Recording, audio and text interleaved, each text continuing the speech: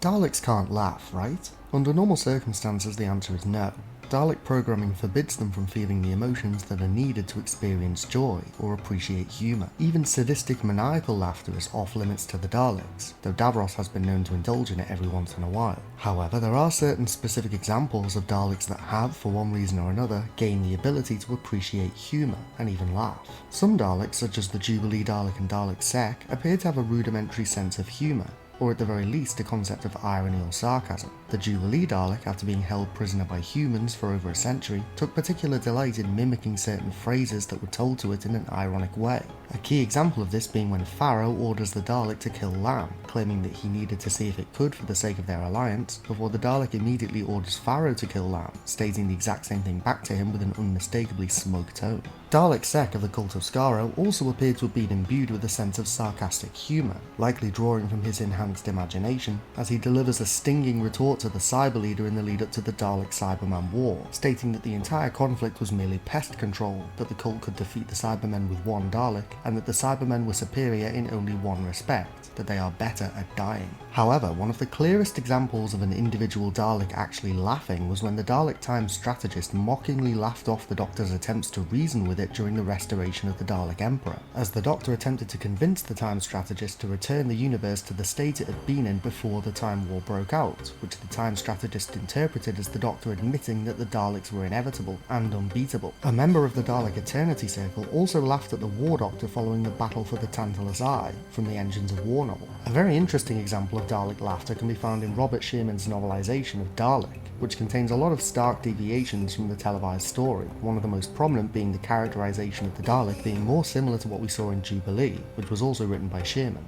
As such, the Dalek is given far more of a personality, and it laughs when it regains its ability to exterminate humans with its gunstick, as it revels in the destruction it causes within the vault before emerging to slaughter Van Statten's security staff.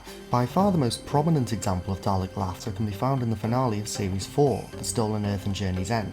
In that story, Dalek Caan is revealed to have travelled back into the Time War using an emergency temporal shift in order to rescue Davros, an act which allegedly cost him his sanity. Caan giggles maniacally during the course of the story as he gleefully repeats his prophecies and warns Davros that the Doctor is approaching. However, it is later revealed that Caan was in fact working against the Daleks all along, and he appears to become more lucid as his true intentions are revealed, dropping the giggle for a more direct speech pattern. Nonetheless, his ability to laugh appears to have been a result of his insanity, though it is worth noting that, to some degree at least, his mad prophet persona was an act that he used to deceive Davros and the new Dalek Empire as a whole.